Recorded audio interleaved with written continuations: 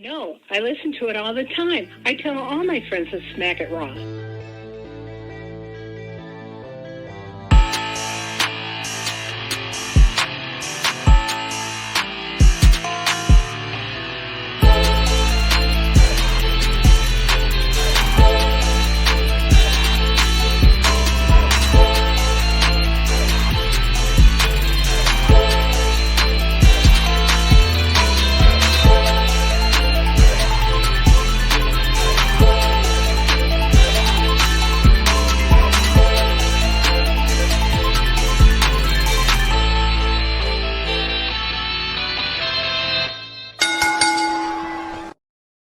Following podcast contains mature content. The views and opinions expressed by the host are not necessarily those of the host. Listener discretion is advised. Welcome to the number one wrestling podcast on Porn Up, the Smackin Raw podcast, where Mommy Burns is never, ever, ever something you want to hear, regardless of context. I am your host, the patron saint of podcasting, the Warden, Matt Ritter, and I am here with my co-hosts this evening. First and foremost, she is the shaman of She Lead, host of the She Lead Showcase, Inside the Mind of In the Crowd, and the most hardest working woman in podcasting today, host of Storytime with Miss Katie Kinsey. Baby. What up? We missed you, And Matt. I know you missed, because you didn't get a fucking intro last week. I know. The disrespect I am shown. Vince is all like, I can't do intros, so you're just Katie. Hi. No, like, wow, I introduced, if you recall, I introduced us as the collective Pornhub Poppies holding down the fort. Well, unfortunately, I can't do that this week, ladies and gentlemen, because this is the final episode of the Smackin Raw podcast, and Vince showed up, which means that they are still tied, and Vince has the tiebreaker. Therefore, introducing the Sultan of Spitter Swallow, the Pornhub Poppy, Daddy Delgado, my friend Vince. I won.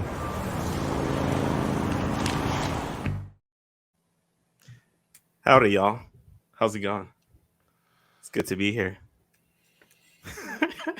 You know, I told Vince this earlier, and I told Katie this. Part of me thought with Vince going to SmackDown that maybe he was going to, do like a nice Christmas thing and be like, hey, you know what, Katie?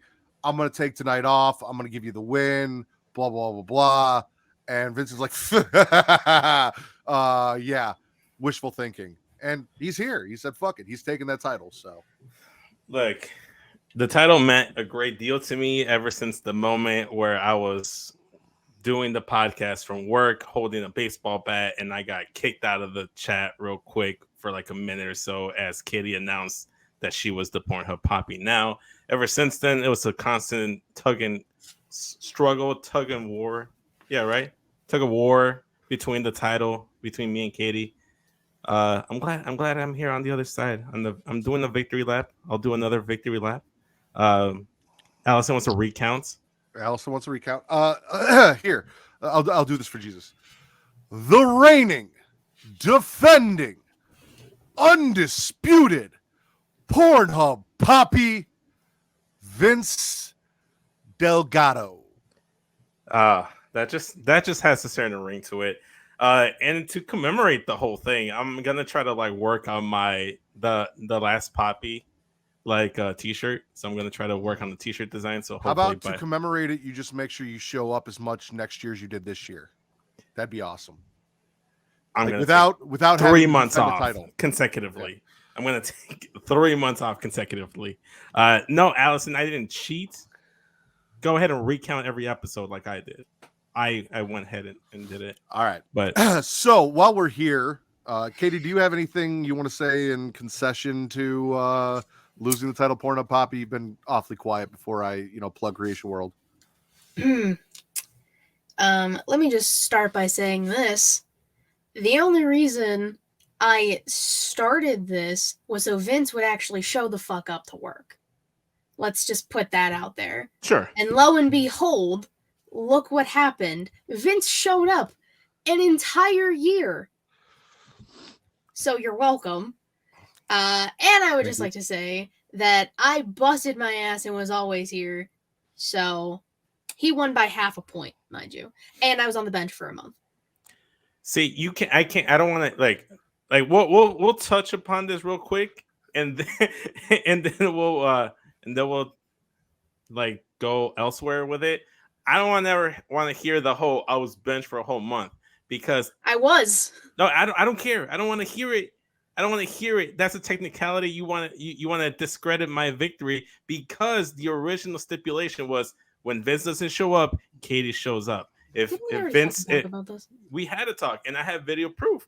I can bring in the next time we come in next year.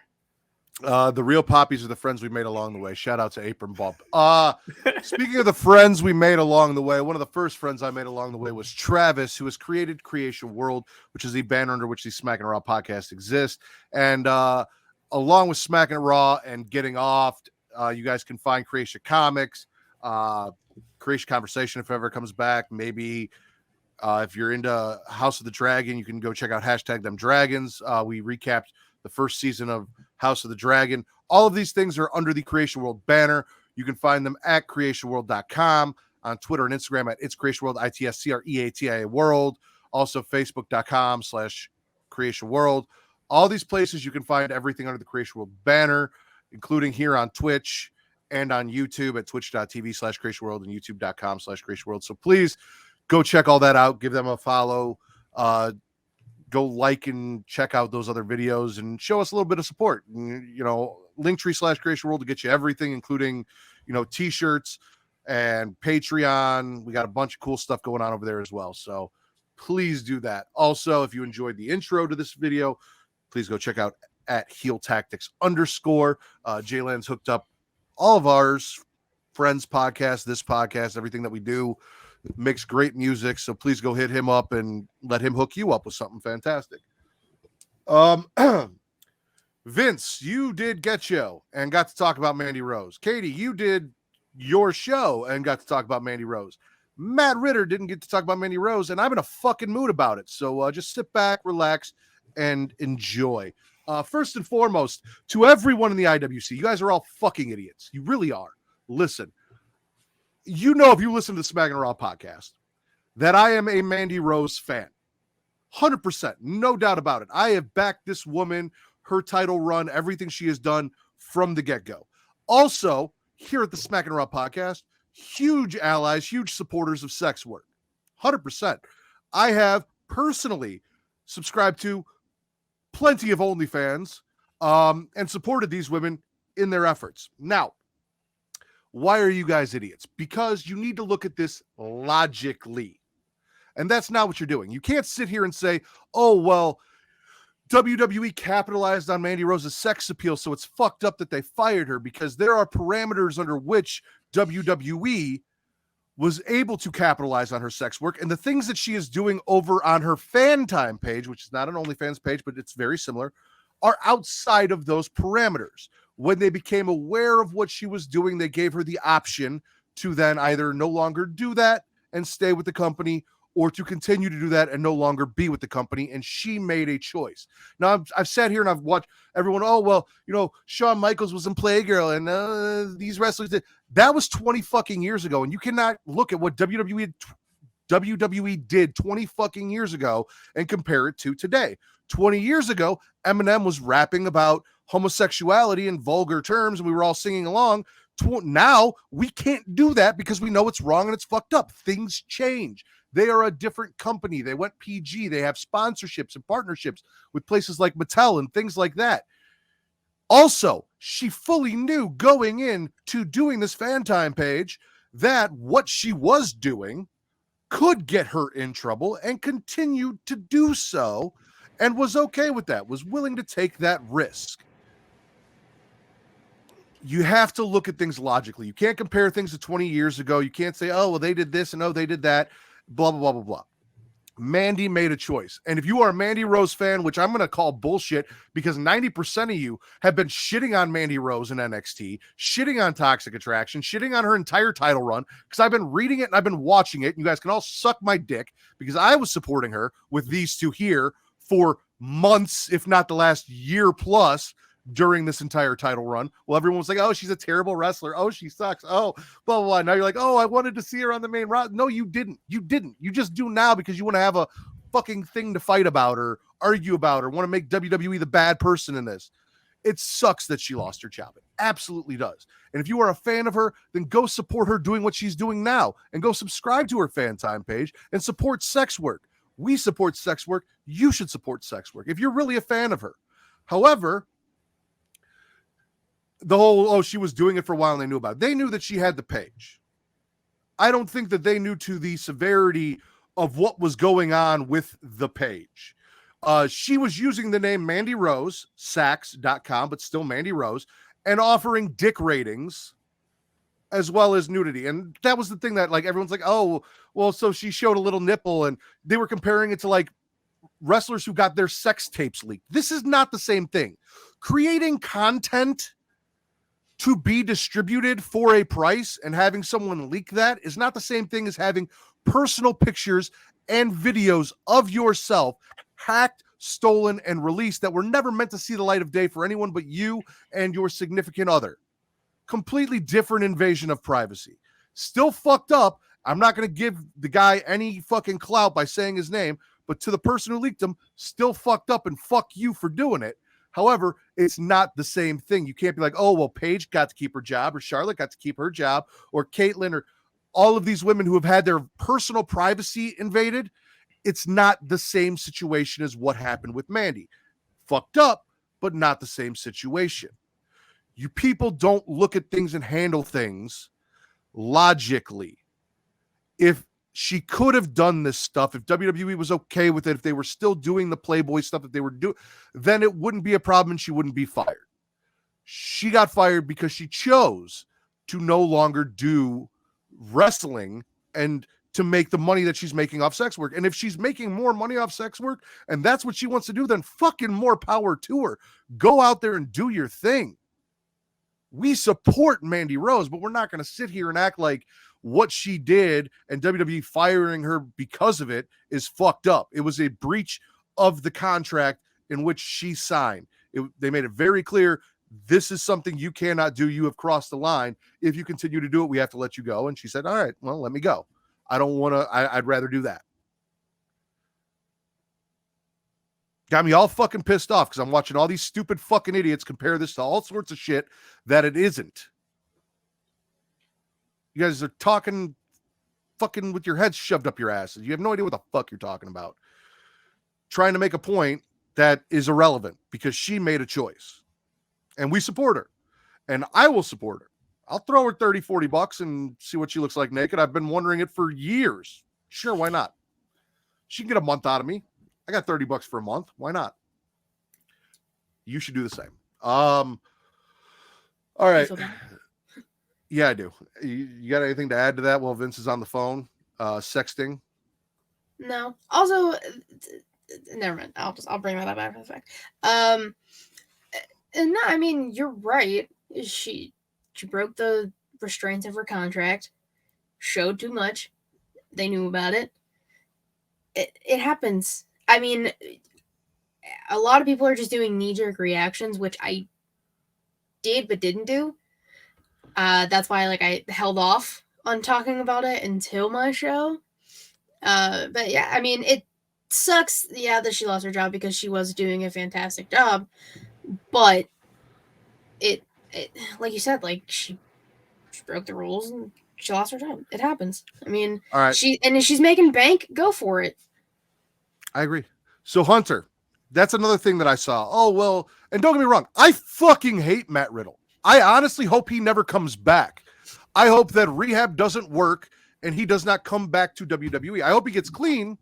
I hope that he's safe, and I don't want anything bad to happen to him personally. I just hope that he never returns to WWE. However, I saw a lot of that too. I saw a lot of the fucking, Matt Riddle did drugs. Again, completely different thing. We have seen in WWE multiple people do drugs and get sent to rehab because it is an addiction and they are trying to take care of their health, and WWE is trying to help take care of them because that addiction is generally caused by the work and the things that are done. People have speculated what he was on, whether it be meth or PCP or cocaine or who knows. It could have been painkillers. We don't know what he's on. Yeah. And if I never see him again, oh, fucking well. However, Zelina Vega had an OnlyFans. She chose to keep that OnlyFans and Twitch, and WWE let her go. So we've seen this before. Scarlett and Brianna Brandy had OnlyFans. When they came back, those OnlyFans went away. They no longer have them. They're not open. I know this because we talked about it, and I went and I checked, and I couldn't subscribe again. And I was subscribed to Scarlett's. I was subscribed to Jenny's. I try and throw my money around a little bit. So again, I support sex work. Here's the thing. Again, you can't, like, there's a precedence. This is not something that they're okay with, whether it's an OnlyFans or a fan time, whatever you want to call it. And whether I don't like Matt Riddle or not, I can't sit here and say, oh, WWE making sure he goes to rehab and gets clean is fucked up, but firing Mandy for doing what she did isn't. Like, yeah, or is more fucked up, or it's hypocritical. It's not, because it's not the same thing. It's, you know, again, it's with contracts and all of these things, and this is something WWE has always done. They did it for Jeff Hardy. They did it for Randy Orton. They've done it for countless people. And as much as I hate Riddle, I can't sit here and be like, oh, well, because I hate Riddle, he deserves it less than Jeff Hardy or RVD or Randy Orton or any of the countless wrestlers that they took and put through and did those things. So, yeah. And I do hope she comes back. I think she'll be back too. Yeah. If just to add a quick 2 cents and just kind of like doubling down on what you're saying, Matt, like you can't compare like the wellness violations to what happened with Mandy, because we've seen there's a precedent of 3 strikes and then you're out. Because if this was his 3rd strike, Riddle's, he probably would have been out. Okay, so and this is more. And this is way more similar to the Selena Vega OnlyFans situation. And she wasn't posting anything explicit. She was just doing cosplays. And she wasn't doing dick ratings. She didn't have her nipples No. out. Listen, I saw some of the stuff like topless in a pool, skinny dipping, stuff like that. Things were going on. So there's still a lot to unpack with this whole Mandy Rose thing. And we still may not even know the full like parameters of everything that happened. Like, was she told, hey, take this down or you're going to get released? If she was and continue to do so, then this is on her. If she was not told prior or she wasn't given the ultimatum, then that's a little bogus, just kind of like releasing her without giving her the option to take down the page, even though she did. It was down for, I think, a day or so. The pictures that you were talking about being poolside, that's on WWE property. So that's an issue right then and there. You're filming and doing stuff for your fan time accounts on WWE property, like the pool site. That was. How do you know that was WWE property? I'm pretty sure that's her house. So, like the whole pool site scene, there were like a few of those shots that were taken while, like for instance, like when she filmed that pool site scene where she had the double championship. This is all sources from. I'm trying to remember his name right now. I'll come back to you with the source, but this is he's pretty good with the sources. They could have still just filmed that all at her house.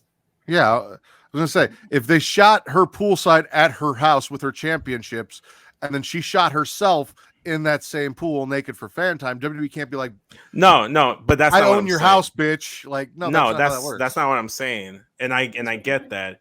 I'm just saying that there were reports going on that, like the pool side, that was not her personal home, her personal pool side, and she was taking that like in areas where she was filming for WWE. Where did you come up with this shit? I'd be very surprised if she decided to skinny dip in WWE property and then film it and post it. Yeah, like I'm pretty sure she's got her own pool. Fucking ridiculous with this. No, we're gonna move on from this. It's not stuff that I'm making up. Like I said, it's Tom Colliehue was the one that was reporting that like we're not saying you. We're just saying it's fucking stupid. Regardless, like that's one of the dumbest reports I've ever heard from somebody. I've heard of Phil Donahue, but never this other person. But we got to move on. One more piece of news and rumor before we get into spits and swallows, because that took a lot of time.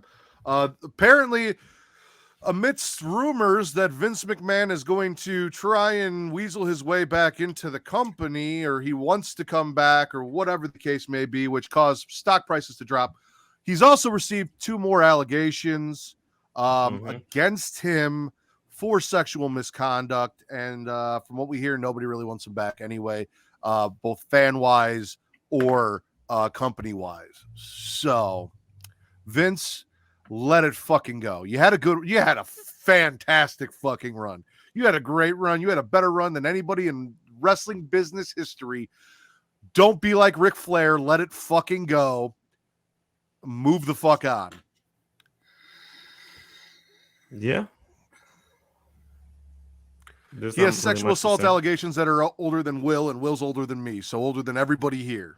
Jesus. Yeah. Shocker. Who's surprised? I didn't knew Will was older than you.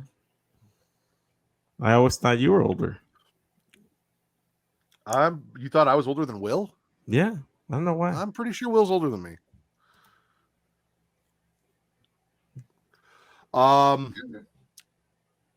You guys got anything on Vince McMahon before we move on?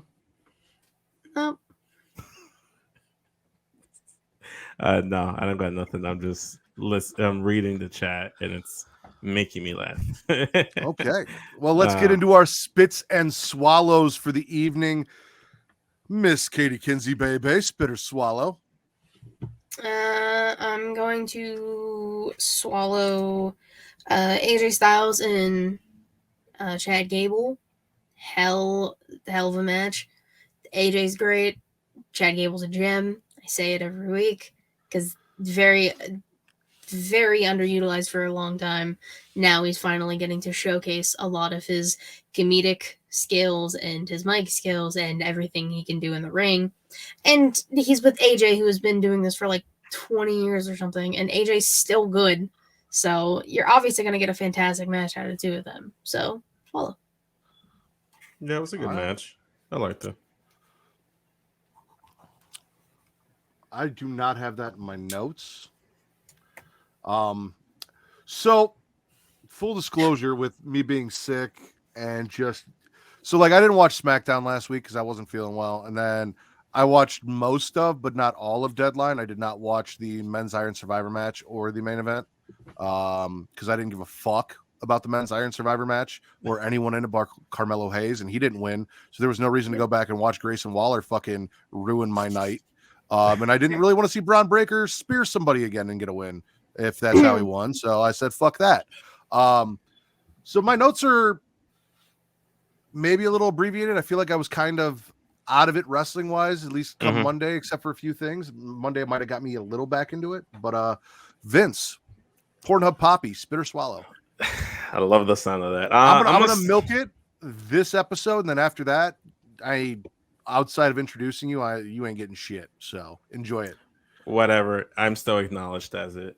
But speaking of acknowledging, I want to acknowledge the fantastic segment between the Bloodline and the John Cena promo. I think that was one of the biggest swallows of SmackDown, aside from one other segment. It was great. The tension leading up to it. I really thought they were going to kick Sammy out on that week's episode of tonight's episode of SmackDown. And it just kept going and going. Sammy's promo was fantastic. He was very passionate. He's probably the best promo in that ring amongst the Bloodline, aside from Paul Heyman. He's probably the one of the better promos in that whole ring. And then the John Cena, because we knew John Cena was going to come back on the 30th, and they set up this tag match in the backstage segment with Adam Pearce. And I was all for it. John Cena, Roman Reigns being in the ring again. Then you still add the wrinkle of Sami Zayn and Kevin Owens. I can't wait for 2 weeks. From 2 weeks from now. So, yeah. I'm with you. First off, Matt will never be milking Vince. The only person that Matt milks is Michael Myers. Will, however, is a Vince milker, so we can let Vince milk or get milked by Will. That's okay. I'm okay with that. From the get-go, from the Bloodline showing up and Sammy being all cleaned up, and then, going off to get water because he's nervous, and Jimmy being like, hey, listen, I don't know that Roman's going to do what you said he's going to do, and I think you might be setting our boy up for failure. And Jay being like, nah, it's cool. He's going to be family. It's all going to be good. And then Roman asking for Adam Pearce to come in after he shows up, and, Jimmy sat down. He's like, whatever you want to do, boss. I love Sammy, but, it's family first. So, I'm good with whatever you want to do tonight. Roman really not saying anything, and then telling Adam Pearce, KO versus me and Sammy. Let him find a partner, tag match. We'll do it at the Rumble. And then Paul Heyman's like, no, Why don't we do it on the last SmackDown of the year, December 30th on Fox? Yeah, no, that sounds like a great idea. Make the match. They come out, they do their in-ring promo. John Cena shows up on the Titantron, does John Cena things, says John Cena stuff. Vince is in the building, watching it, probably milking Michael Myers from his seat. I don't blame you. You know, little 5-knuckle shuffle off to the side. Nobody was paying attention. They were distracted. Yeah, no, it was a great segment, and I'm stoked for KO and John Cena. I didn't know they were friends. I don't remember them being friends. I don't. Yeah. You know the. You know what? Peacemaker line? You know what? I will say the backstage stuff when they were talking about Kevin Owens' son being the biggest John Cena fan, and that's being his favorite wrestler, and that's kind of how the friendship. If you want to talk about outside of kayfabe continuity, and you want to go into like outside of kayfabe, then that's how they became friends, because he was such a great like person that was just so like social with his son, and just that kind of like made his son's like day whenever they meet. Even wrote a note for Kevin Owens' son, if I'm not mistaken. So maybe that's where the friendship began. Maybe. Yeah. You got anything on your boy John Cena coming back, Katie? Oh, you mean Cena Claus? My favorite. The Cena's my goat. So anytime he shows up, I'm happy. And he really has wrestled a match every year since 2002, which is fucking ridiculous. So I'm happy he could finally do something in 2022. So I'm happy. I'm excited. It'll be a great match. Yeah. All right. I am going to swallow Alexa defeating Bayley on Monday Night Raw to become #1 contender for Bianca's championship. We got Becky taking out Damage Control before the match. Bianca hung out to make sure Bayley couldn't pull some bullshit. And oh, did she try? And it did not work. Alexa gets the win, and then Bianca comes in afterwards to congratulate Alexa. They go to hug, and the fucking the moth, the Wyndham 6, the symbol that's right there, right here on the screen, if you're watching, pops up on the Tron, and all of a sudden Alexa drops Bianca into his sister Abigail and then snaps out of it. Bianca's like, what the fuck? And Alexa's like, I don't know what that was about. And here's the thing, I'm curious, because like I cannot have Bray accept Alexa back unless there is some very, very good storytelling reason for it. However, we found out tonight, along with Bray Wyatt, that Uncle Howdy is its own being and character. It abducted LA Knight. It tortured him in a sex dungeon. Glad sex dungeons are making a comeback. Love it. That's swap. I didn't fucking say anything. Have you ever been in a sex dungeon? No, have you? Yes, and that's exactly what it looks like. He got his balls tased and his nipples tweaked and all sorts of things. LA Knight was having a bad time at the hands of Uncle Howdy. Or good times. It did not look like he enjoyed it. But Uncle Howdy, so Bray comes out tonight. Bray's all like, listen, I'll give you one more chance to make your point. Basically saying, if you're going to whoop my ass, you better whoop my ass good, bitch. And LA Knight laid into Bray Wyatt. He just took it and laughed because he likes pain and makes him giggle. And then out comes Uncle Howdy. And I don't know who the fuck Uncle Howdy is, because like I'm looking at him and I got to be honest, he body shape wise, he looks short. Vince, you were there. Yeah. Did he look short? Shorter than Bray for sure. Okay. So he looks short. He looked kind of rotund, not rotund, like kind of like he didn't look buff. Like he kind of looked like Joe Wayne Gacy. I'm not gonna lie. Like if Schism wasn't still a thing, I'd say it was Joe Wayne Gacy. Even like standing there holding his jacket, the way Joe Wayne Gacy stands there and hold, like that's what I saw. I'm like, yeah, I don't know. But also, it's a whole thing. So now Uncle Howdy could be fucking with Alexa, coming after LA Knight, have some sort of association with. I have no idea. But as everyone's like, oh, this is getting so old and I'm so tired of it. We need to move on. And can we just have a match? And can we do this? I'm like, no, give me more. I need more cock and ball torture in a dungeon. I need more, LA Knight with fucking electric clamps to his nipples and ball gags and whatever the fuck is going on. Give me more. But I'd also like to see Bray wrestle. So if we can get there, that'd be cool too. I think we'd get it at the Rumble. That's actually one of my swallows was the everything Uncle Howdy, Bray Wyatt at LA Knight, the torture chamber stuff. It was fantastic. The whole exchange between Bray Wyatt and LA Knight was great. The revelation of two different entities was fantastic because this could explain the whole Uncle Howdy messing with Alexa without actually being Bray. And in terms of who it is, I honestly don't know. And at this point, I probably don't really even care because I trust Bray Wyatt's vision in this story, even at times where I felt like it's been kind of treading water. He always he takes it to the next level. He took it 3 notches up what it's been the last couple weeks tonight alone. So I'm not gonna lie, I'm jealous that you got to be there for that and I didn't. That I had to, do my job, and you got to be there to see that. Like I'm kind of jealous of you, Vince. You got to be there tonight. Well, I mean, jealousy runs wild on the chat right now. I mean, not the chat in the show. I mean, Katie's probably jealous that she's not pouring out Poppy. Well, and that ended that. I am no longer jealous of you. You can go fuck yourself. Any thoughts, Katie, before we move on? With the Alexa Bianca stuff, since that was the original thing, I'm excited to see what they do because they've been kind of teasing Alexa turning for a while, for at least a month. So the fact that popped up in the while she was just vibing in the ring, almost hit the Sister Abigail, which I don't know if Alexa has a name for hers when she was doing it. I don't know.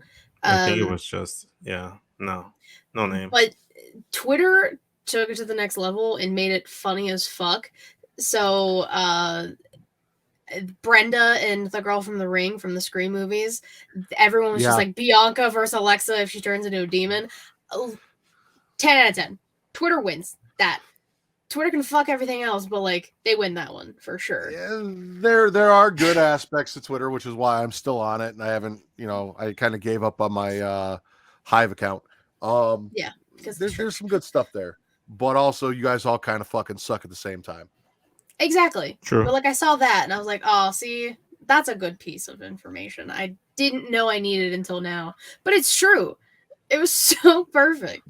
I loved it. I'm about it. I'm excited to see where all of this goes. You're about it? I'm about it. Well, while you're about it, how about you spit or swallow? Good job. I'm going to swallow Io and Candace. I love Candace. Fuck you. I love Candice LeRae. I love Io. They had banger matches in NXT. They still put on a great match now. I really thought Candice was gonna get one over again on Damage Control because that was the way they kind of seemed like they were building it. But I understand you have to have someone winning in Damage Control. Why not make it be Io? She's great. Yeah, I agree. That's true. Anything, Vince? Not about the match specifically, but since we're talking about Damage Control, I do want to go ahead and swallow the tag match that opened up SmackDown tonight, and especially the whole mystery hooded woman that turned out to be Xia Li. And I'm spitting the internet and Twitter knowing so fast that happened, and quickly, and 5 minutes later, everyone knew it was Xia Li just by the shoes. Oh, it wasn't the shoes. It was the thighs and the ass. 100%. I looked at that picture. I'm like, anyone could have those shoes, but those thighs, that ass, that's how I knew it was Xia Li before she got revealed. Yeah, not even an hour later. So, and I'm wondering if they intended to reveal her tonight, or if all the Twitter detectives figured it out. They're like, fuck, well, let's just do something real quick. And there's no point trying to hide it. Lead to something. For Xia Li, I'm real fucking pissed. Because she kicked. First off, shout out to Tegan Knox for knocking off that ring rust, coming back, hitting a shiniest wizard. Yeah, her wizard was looking real shiny tonight, and I'm proud of her. So nice and buffed. It was good. She had a good showing tonight on SmackDown. The Did you match get a good view of her just- wizard on SmackDown? Yeah. I got all the views of her wizard from my point of view. Great seats. I agree with Jesus. Xylee and them leggings, 10 out of 10. Xylee in general, 10 out of 10. There you go. I don't know about that. I think she breaks the scale. Let's I think see. that's above 10. I've only got one more swallow from SmackDown, so I'm just going to do that. Walter versus Ricochet. Same. They tore it down. That was a hell of a fucking match. Like, if you want wrestling, if you're here for the wrestling and this is wrestling and I want to watch wrestling, here was your wrestling outside of Bray and the torture and the nonsense and the WWE stuff that I love. Like, I also enjoy wrestling, and here was your dose of wrestling for the evening. Walter and Ricochet tore it the fuck down.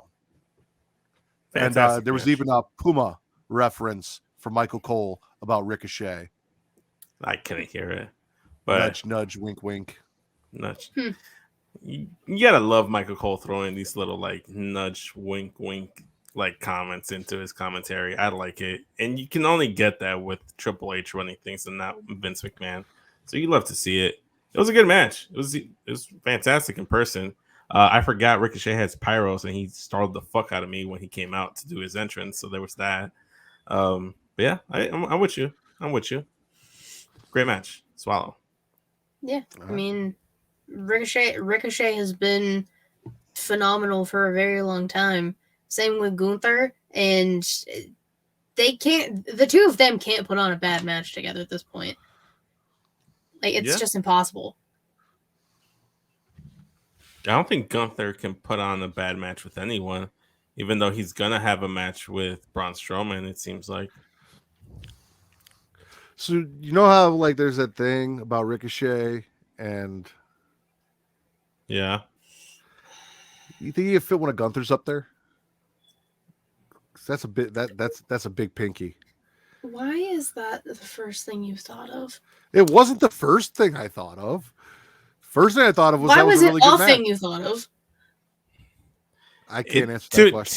To be fair, in Matt's defense, that was like maybe like the second or third thing he mentioned about the match. So it wasn't the first thing he thought of, but he thought of it. And it's Matt's, and it's smacking the raw. So you should know that that conversational piece was gonna come up. Anytime Ricochet is talked about, I vaguely at some point think about the fact that he likes fingers up his ass. Which we don't judge. We don't shame. We don't. Like, good for you. I'm sure Samantha Irving has nice, slim, fantastic fingers that, you know, are accommodating to the size at which he needs them to be for the many things that he enjoys. Speaking of which, there was a sign on SmackDown when Ricochet came out. The dude held up a sign that said Samantha Irving greater than Casey Catanzaro, and I just like looked at him like, bro, you're out of. I'm like, you're out of pocket. I agree, but that's fucked up. Don't put it You on don't bro, you're out. fucking say it. Disrespectful. I mean, you're not wrong, but you didn't have to say it, you know. Yeah. But I just you mentioned Samantha Irving, and it came back into my memory. Speaking of not being wrong but not having to say it, Katie, spit or swallow? I'm gonna swallow Kevin Owens and Elias because that shit is funny to me. The fact that a lot like Kevin's face backstage when Elias is talking about Ezekiel, Kevin alone made that whole thing funny to me because he's acting like he didn't have beef with both of these people for like the entire year. It was gold. I loved it. I was laughing my ass off. So, yes and no. Elias asking Kevin to be his tag team partner and Kevin losing his shit and just like just being broken by this question because of all the things you said. Like, didn't you? And then he's like, well, that was my younger brother. You go, well, okay, let's say it really was your younger brother. Last time I saw you, you still hit me in the fucking head with the guitar. oh, that's water under the bridge, blah, blah, blah, this and that. Swallow all of that. Like them just breaking Kevin Owens. Yeah. Huge swallow. Elias deciding he's going to put on a memorial concert for Riddle, who can't not do Trash. drugs, is a spit. That's why I just said Anything Kevin pro Owens. Riddle is a spit. But Elias versus Solo, and then also Elias catching a stunner at the end because of the curse of Riddle. That's what you get for fucking trying to honor Riddle and accepting him into your band or whatever dumb shit you were saying that I tuned out as soon as you had his fucking picture next to you. But the curse of Riddle being canon still, and him still catching a stunner despite Kevin Owens like saving him from a beatdown from Solo and all that. He beat Swallow. him. He hit him with the chair too. I don't think he hit him with a chair. No, he did not. He hit him. He hit Elias with the chair. No, he did not. He didn't. He had the chair. I thought he was going to use the chair, and then Elias touched his shoulder, and he dropped the chair, turned around, and hit him with a stunner. Okay, Exactly. okay, all right. Well, it might be a Mandela effect where I think I No. where I That's think not I what that saw. means. Isn't that what it means? Like when you think you remember something a certain way, but it's completely wrong. Not just one person. It has to be a large group of Like people. a multitude of people. all You're the remember the only same person. thing. Chat. Do you remember him getting hit with a stunner or a chair? Or is that just me? I don't know why he doesn't. It's think like we mirror, are mirror right. on the wall versus magic mirror on the wall. Ooh, good one. Fantastic. Anyways, I'm with you. I thought everything Kevin Owens was fantastic. Him calling out the whole Ezekiel Elias stuff, him hitting Elias afterwards after saving his ass, getting that receipt right back. And I am spitting the fact that Elias out here doing a memorial concert for Riddle as well. I think that's kind of dumb. Although, hate to admit it, the song was a little catchy. Shut Regardless the of fuck who- up. The song was a little catchy. The song was a little catchy. And this is why I just specifically swallowed Kevin and Elias. I didn't even want to touch the concert and the match. The song was not catchy. The song was apparently written by Riddle, and it was so trash. Elias is like, just remember, I didn't write this bullshit. I'm just singing it. Oh, it was good. I like the song. I don't might go even back and remember listen to the it. song. That's how irrelevant it was. See, now No, here's the thing, Vince. It rhymed. It was good. You sit here and you say, I like this song, and then you tell me Bad Bunny's good. And now I don't know if I can actually believe you and listen to Bad Bunny ever, because if this is the kind of stuff you think is good, then we have a very different definition of what good music is. Well, it's not just me that says Bad Bunny is good. It's like almost the whole fucking world that has this man. It's one of the top like artists out there. So, However, He's taking the it's wrong not part of the conversation. but also there are a bunch of people out there who like Riddle and would probably think that Riddle's song was good too. Doesn't mean I agree with any of those people either. So, like, man, I'm not saying like was it the best song? No. Did I find it catchy? Sure. okay. See, I'll go with Jesus there. Now let's see. Yeah, you found. I put my faith in Jesus. You put your faith. Vince, spit or swallow. I'm swallowing New Day being your triple crowned NXT Tag Team Champions at Deadline, but I'm gonna spit that they gave Pretty Deadly an ultimatum of saying the Pledge of Allegiance, or else they wouldn't get a title shot. And then Brooks and Jensen came out, and they came out here talking about America, said the anthem, and got a tag title match when they didn't deserve one. So I'm swallowing New Day at Deadline, gargling their actions at NXT. Why don't Brooks and Dunn deserve a title shot? The fuck have they done to deserve one? I mean, they were former Won tag NXT matches? UK champions. They've won tag matches. They won a tag match like last week. They are. I mean, who else on that roster do you give a tag team title to a match to, Vince? The champions that just lost it, give them their rematch. Brooks and Jensen haven't done shit. See, you keep saying that, but they haven't. have. They have. But they haven't. but they have. To you, they might not have, but to everyone else, they have. And New Day, who are the champions, clearly said, yeah, they've done shit, so they got it. And also No. shout out to Jensen, who is led by his hormones, whose cock leads him astray on many occasions, spilling all of the info about Fallon Henley's parents' bar issues to Kiana James because she's going to buy that bar.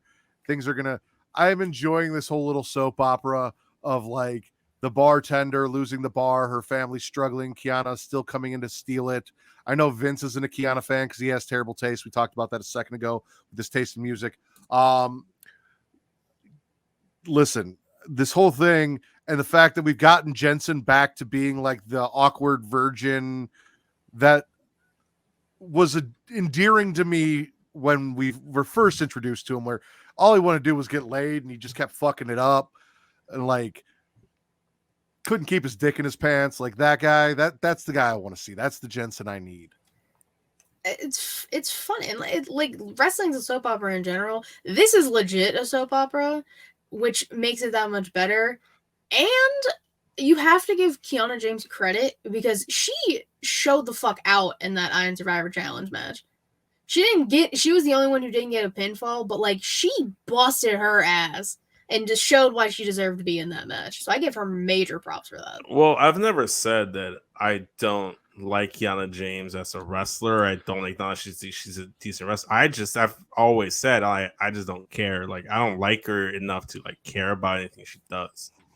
And I'm pretty sure you said she didn't deserve the spot in the Iron Survivor Challenge too. Oh, she did it. I don't think she did. I would have given it to like Wendy Chu or someone else. I hold down that comment, and I'll hold down the same comment that I don't think Brooks and Jensen should get a tag title shot. But that's just me. Well, unfortunately, you're not the booker, so somebody else decided it. And honestly, Brooks and Jensen versus New Day. I'm sure we'll get back to Pretty Deadly versus the New Day. Like we'll get there. There aren't a whole lot of tag teams in WWE right now in NXT. You're gonna have probably Veer and Sangha be involved in this somehow because they've been dealing with them. Gallus, if and when they come back from wherever the fuck they're at. The Creeds are still trying to figure the fuck out life. So Enough and Blade. Get healthy. Yeah. You got an Anafi and Blade. So you've got some people for New Day to mess with down there. And why not Briggs and Jensen? They're one of the top tag teams in NXT right now. Former NXT UK tag team champions. Can't be mad at it. I agree. Sure you can. I mean, you can, but you get mad about a lot of stuff. I'm going to swallow Johnny Gargano and Dexter Loomis. So we've got the sketch board. Mind you, as a father, I love me some Bluey. They had baby wrestling with the Bluey bling. I was watching this with my wife, and like I paused it, and she was looking, and we saw it, and I was trying to show my daughter it because she was still up because she was sick. And I was like, "Oh, baby, do you see Bluey?" And she goes, "Bluey!" Like that whole thing. Candace coming in and doing everything. Then they go and they take all of Mrs. Money. They buy an entire merch stand. They bring it down to the ring. They're throwing merch out to the crowd, to kids and people left and right. Miz comes in, blindsides them, tries to steal the money. Adam Pearce, who I don't understand why Adam Pearce only has balls when it comes to the Miz. And I guess Bobby Lashley will talk about that. That's the whole thing. Stops him, and Miz is like, please, just, it's my money. Let me keep my money. This and that, blah, blah, blah. We get it settled. There will be a ladder match for the money, but it'll be 2 bags of money because Dexter's going to put up his bag of money that he was just spending. Miz has to put up an equal bag of money, hanging above the ring, do a ladder match, double or nothing, winner takes all. Also, I was kind of mad because didn't they say Miz had to go dress up as an elf and help hand out? But did he ever actually go dress up? Like, we never saw him dressed as an elf. Not live, but they had like videos playing like kind of throughout. Like he was backstage dressed up as an elf giving gifts to people. Yeah. I need that on my TV though. If you're gonna make a thing on TV, put it on my TV. I thought I saw it like during like the commercials, but maybe that was just me. I don't watch picture in picture. I don't know. I'm just saying. Picture in picture doesn't count. Yeah, I don't think it counts either. Whatever. I don't know. I think I'm gargling everything Johnny Loomis because I like Loomis. I like Miz. Johnny is the one variable right now that I don't like involved in this whole thing, and I kind of would just I don't even know why I don't like it. I think it's just like I want Johnny to be doing something different, or I don't know. I'm just not feeling it. I didn't like the segment at all. I thought it was a little hokey. Me personally, but as we've seen throughout the entire episode so far, I've been disagreeing with a lot of things you guys have liked. Well, yeah, we talked about you have bad taste. It's okay. You don't You're like allowed fun. You don't, we understand. I thought the segment was funny. The drawing, the whiteboard was the details. Dexter Loomis. The whiteboard, yeah, that was good. But that was phenomenal. But the whole merch stand stuff, the whole giving stuff away. Why? It's Christmas. Tis the season. Yeah. Candace said, "Be nice. Use the money for a good reason." That's what they did. And then I swear it really took like me a minute. I really thought Loomis was the one who like hit Johnny.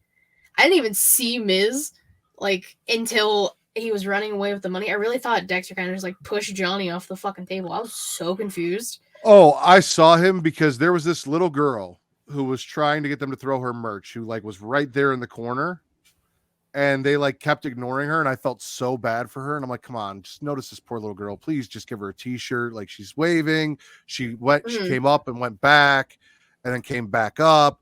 And then like they kind of cleared her out of the way as they were bringing Miz in, and I'm watching back there and I'm like, oh yeah, no, I see who this is. I know what's going on here. That makes sense. I was focused on that poor little girl, and I was like hoping she was going to get her shit. That's fair. Katie, spit or swallow? I mean, I have to swallow Asuka versus Rhea.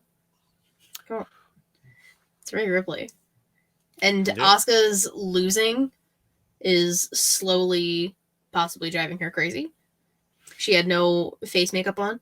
Which was weird as shit. I mean, she didn't really wear it in NXT when she started either. No. I don't know. I'm so used to Asuka face makeup. Like, well, yeah, it was weird to me. It's jarring if you're not used to it. I can see that. Yeah, I mean, Asuka's beautiful, so like I'm happy with like absolutely. people just got to see her face. Yeah. But like with the makeup, she looks like crazy cool. So I understand. But her just misting Dom, hysterical. I talked about all the mists, mist lore yesterday because I'm very curious about everything. So that was a fun conversation. And Rhea's Rhea. Like, come on, that's my girl. I have to swallow it. I have to swallow her. Let's not forget that Dominic Mysterio took a load to the face. I take a load to the face from Asuka. I mean, even if it burns. You know, sometimes you gotta take one for the team. You know, like no pain, no gain. You know. And then Damian Priest is in the back trying to console Dominic, like, "Hey, it could be worse. Other things could burn." Rhea's like, Damian. It was all funny. It was all fucking hilarious. Dominic Mysterio, muy caliente, best thing going right now. No, Dominic sucks. No, the rest of Judgment Day is fantastic. No, Dominic is the crown jewel. He's not pay-per-view. Oh no, he's the crown jewel. He's bigger than the pay-per-view. Love Dominic. He was a fantastic little nuisance in the ringside, and then backstage, it's fucking funny. I love it. I love Judgment Day. This is who you guys want as your Pornhub Poppy. Are you sure about this? This wasn't a vote. I was gonna say it almost came to a vote. It almost came to a vote. Almost. Shouldn't have. You're right. It shouldn't have. You should have just been here, and then we wouldn't have had to have that. But I gave you the producer credit half point, which is why it didn't come to a vote. Because if it had ended tied, Without your half point, it would have come to a vote. It wouldn't have ended in Also, a tie. you don't. What would you have done to stop it? Nothing. I was always meant to win. That was the booking end. That was the tail end of this story. That's how it was supposed to be. Oh yeah, because you actually showed up to work for one Thursday. For 1 year. Yeah. You're over here putting Dominic Mysterio over as Yeah. funny, yet you did not enjoy any of the Dexter Loomis, Johnny Gargano stuff, and I just don't understand. I didn't enjoy Johnny's integration of it. I just don't find Johnny funny. Like I don't find Dominic funny. That's fine. I know you don't. I know Nobody I'm not does alone. but you. That's a lie. Me and my sister are over here marking out over like Dominic. We love Dominic. Ask Jesus. Jesus, do you like Dominic? Jesus will confirm right now in the chat or deny in the chat. I know Jesus doesn't like Dominic. I've seen Jesus talk about how Jesus doesn't like Dominic on Twitter. It's true. He has. I've seen the tweets. Well, we'll see till Jesus replies. But yeah, If he replies. see, look, Hunter, dumb is great. My favorite. I mean, look, when you're in a relationship with Rhea, I mean, you kind of like bottom by default. Also, I don't understand how you can be pro Dominic yet upset about Ray. Like those two things are conflicting ideals. Because Dominic is the reason why Ray's a bitch. It's true. I'm not happy with Ray's booking, but you keep them far apart. You rebuild. You Rey do Mysterio. understand that without Ray's booking, you would not have a Dominic. I know. Dominic would not be this great heel on Raw that Vince loves so much. He's the best heel on Monday Night Raw. Without Ray being a little bitch, that would not happen. So like you can't have it both ways. It's gonna be a payoff because eventually at some point we are gonna get Rey Mysterio just being the shit out of his son. So no, we're not. Because we're gonna get it. We're gonna get we're it. not. He's just gonna retire like a bitch. He's gonna be like, I'm not fighting my child. I quit, which he already almost did. And they put him on SmackDown, and then because he ran from his problems, he got hurt. And now he's fucking out. And then Gary's going to take him behind the shed and just... And then his son went to his house on Thanksgiving and whooped his ass with a busted leg on Thanksgiving. True. Which leads you to ask the question, what does Dominic and Rhea have planned for Christmas and New Year's? They're going to beat the fuck More of making Ray look like a bitch. They're going to beat him up with a Christmas tree. The Christmas tree that he had up at Thanksgiving. You're lucky that this is the last episode of the year because now you don't have to come on here and suffer through having to talk about Ray looking more like a bitch on Christmas. Like, I'm gonna say it like this. Look, Ray is looking like a bitch right now. I can't deny that. But I will say that eventually he's gonna beat the shit out of Dom. At some point, it's gonna happen. It's gonna happen. I honestly don't. I 1,000% believe it. I am more confident in that than Cody Rhodes coming out and winning the Royal Rumble. Well, which I good think will because happen. That's not. I was going to say that's not a guarantee. So,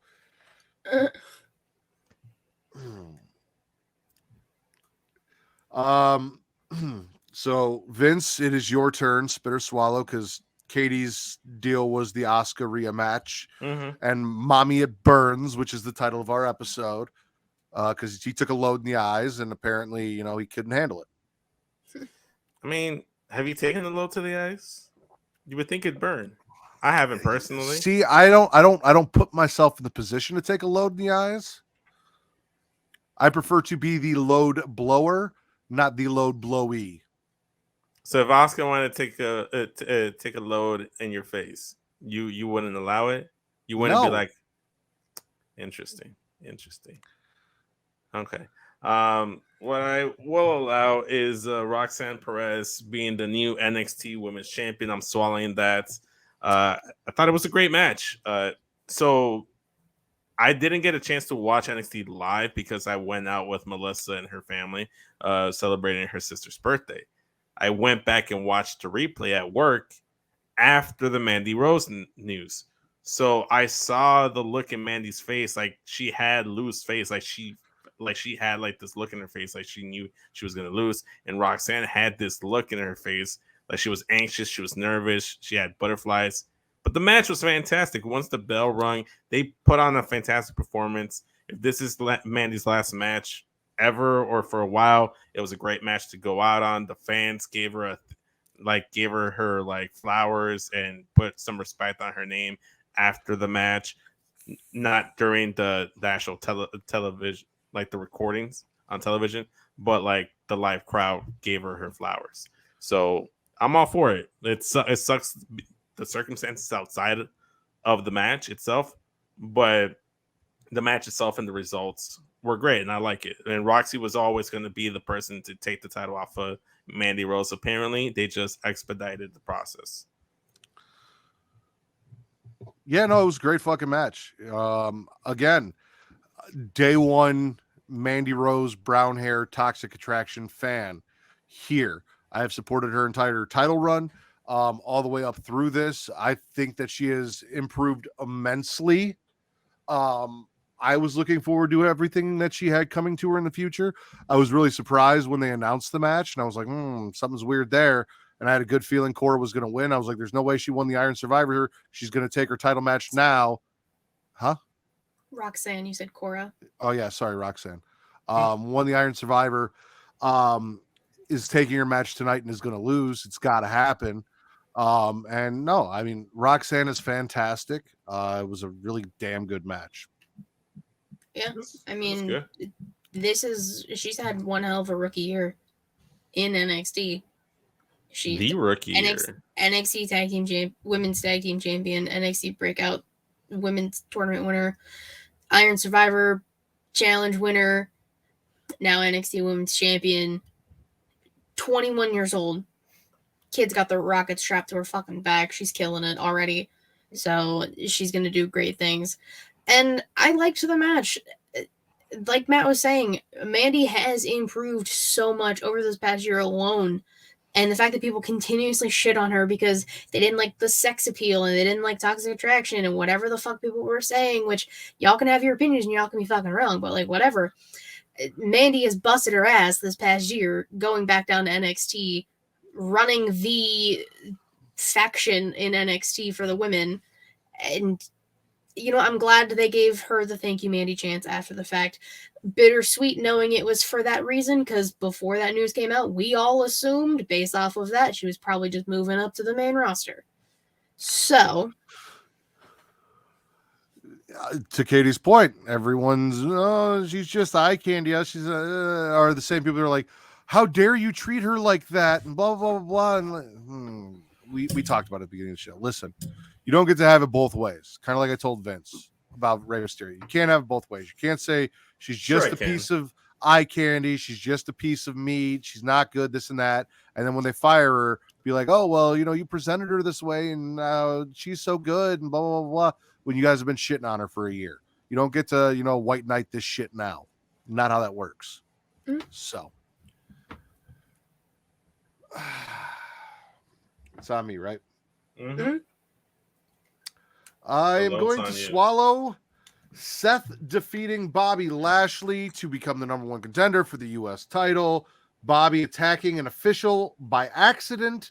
And then after being reprimanded by Pierce, putting his hands on Pierce. And Pierce prematurely ejaculating the words, "You're fired." And then having to go on social media later and retract and apologize. I don't understand that part at all. Like, I don't get why they did this whole, like, you're fired. Oh, I came a little too quick. Sorry about that. You're not fired, but I'm going to sit down with you and we're going to figure things out. Like, that whole part was weird. But up until like he took it back, I was like, this is interesting as shit. What are we going to do? We just fucking fired Bobby. Like, you had me, and then you fucking backed out of it 2 minutes later. Yep. There's no, like, I'm not basing this off of anything, but just posing the question out there. Could they have backpedaled from the firing storyline, not knowing that Mandy Rose is going to get fired in real life the following day or days, like 2 days after the fact? Could that be an issue? They were like, okay, you know what? Fuck. let's not do whatever storyline we're going to do, and let's just rehire him back and pivot to something else because it's going to come off tasteless. Pure speculation on my part, but I'm just posing the question.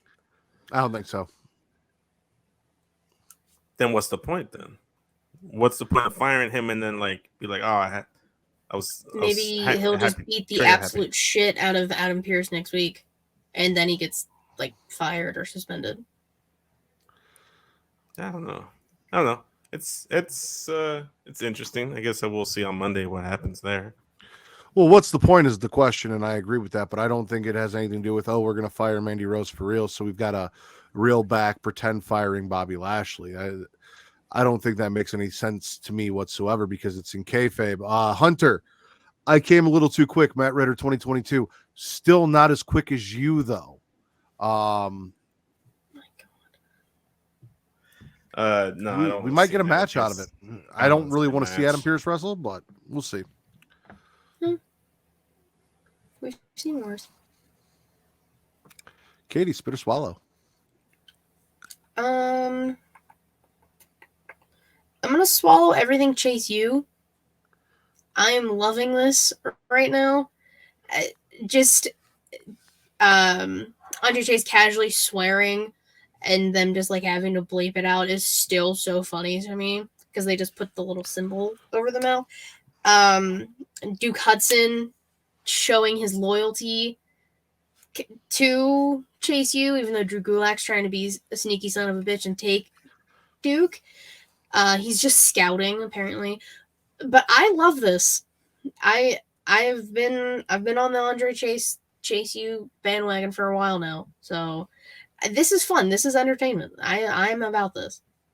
Yeah, that I found entertaining. I thought that was fun. I did not.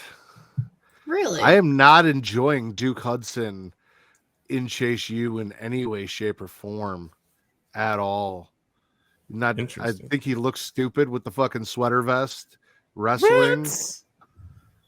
Oh no! Oh, I'm sorry. Did I not say that? I think he looks stupid in the sweater vest wrestling. I thought it was just a cutoff. I'm not. No, it's a fucking sweater vest. I'm not. I am not feeling it at all. I really am not. But hey, you guys enjoy it? The Pornhub Poppy or Poppy and former Poppy contender agree on something that makes me happy. It's nice to hear. Nice to see you guys coming together. And we agreed on a few things last week when it was just us two. It doesn't matter. I wasn't here. So what was the point of last week then? That's a very good question. Only you can answer that, Matt. The point of last week was to get an episode out, and I couldn't be here. You did a fantastic job without me. Sure. But again, nothing that happens when I'm not here matters. So, Vince, spit or swallow? I am gonna go back to SmackDown because I forgot about it.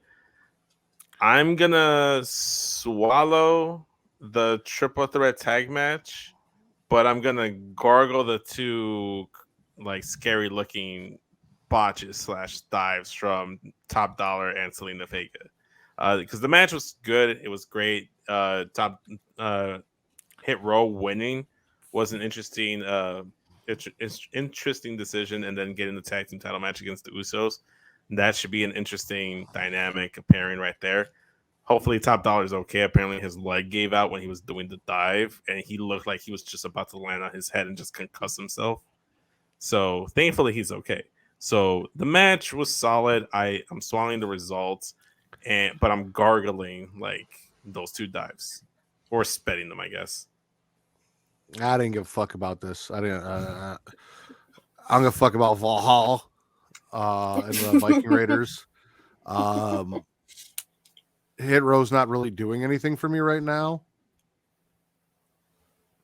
and Delgado existed, so cool for them. But I'm not here for Joaquin and Cruz. I'm here for Santos and Zelina. So I will say I was disappointed that Santos did not come to ringside, because did come to ringside. He walked came out to with he walked out with them. He came to the stage, and then Selena walked him down to ringside, and he went back. He went to the backstage area, so he wasn't actually there during the match. He just walked out for the entrance. Well, yeah, because then it would have been uneven teams. It's got to be 2 guys and a girl. Yeah. All the way around. Math. That's the way the logistics work. You ever been in a 2 guys, 1 girl situation, Vince? No, and I don't ever. Would you like to be? No, I just said I don't ever plan to. I was gonna say we could make that happen for Christmas. I'll dress up like Santa. Come down your chimney. I don't have a chimney, but okay. Throat chimney, same thing. No, Matt. Leave out some milk and cookies for me. What? So you want to swallow the milk that I leave you? Yes. No. Damn it. And I'm gonna eat your cookies. Okay, as long as you swallow the milk with it too. Go for it. Then you can come sit on my lap and tell me what you want, and I'll tell you that you've been a naughty boy. Okay, go on. You enjoy No, this? do not go on. Go. You guys can fucking talk about this later. Tell me more. Where does the rest of this story go? I'm spitting Waller cutting Roxanne's promo time at the beginning of the show. Yep. Braun coming out to defend her, but like talking over her, and basically the whole Waller Braun making her opening promo as the Iron Survivors about them, and it becoming the Waller Braun show. What the fuck is a shoey? Waller said he was going to take a shoey, or he was going to do a shoey. Oh, what the... okay. I'm pretty sure. I don't actually 100% know. I'm 98% sure it's when you drink something out of a shoe, because I'm pretty sure he did that. Like Das Boot from Beer Fest. Yes. That's a thing that people do? Actually, fun fact, they actually do it in the Friday the 13th remake when they're playing beer pong. Oh, but they don't call it a shoey. Yeah. They do. But they don't call it a shoey. No, it's probably just like an Australian term for it. But yeah, I'm 90% sure like he like drank something out of a shoe after the Iron Survivor match. Well, because he's fucking disgusting. Well, that's what I'm saying. He's a fucking disgusting human being. And the fact that he's number 1 contender and may beat Braun for the title kind of makes me sick. He's no. You know, I don't like saying anything positive, but I will say him coming into the Iron Survivor and then getting 2 consecutive wins back to back. Shit, I was not expecting that. So kudos to him. He gets 1 swallow from me. Nope. I hate not milk. It's a twist on soggy biscuit. Okay. Well, Vince, you should look up what a soggy biscuit is. No. You really should. No. Last time I looked something up on the show, I did not like it. What was that? Maybe you'll like this one. You mentioned the hot Carl so many times that I had to look it up, and I'm like, ew. No. Well, I feel like you need to look up a soggy biscuit as well. You might like this one. Issue but who cares? Drink. Okay. Kofi Winston's got the spirit. Okay. So I mean, I'll do a body shot out of a belly button, no problem. I am not one of the, like, you know that there are people that like shoot beer bongs up their ass. I don't understand people. No. Yeah, it's a thing. It is a thing. I just don't understand. I didn't. It was a thing. There are also women who dip tampons in alcohol and then because it gets them drunk quicker. Which, like, why would you do that to yourself? I thought you were raising your hand like that's something you've done. No. Why would I do that? That's a very good question that I was going to ask. I was like, Katie, what possessed you to dip a tampon in vodka and then... I would never... That's 1,000% a cause for a yeast infection. Why would you even do that to yourself?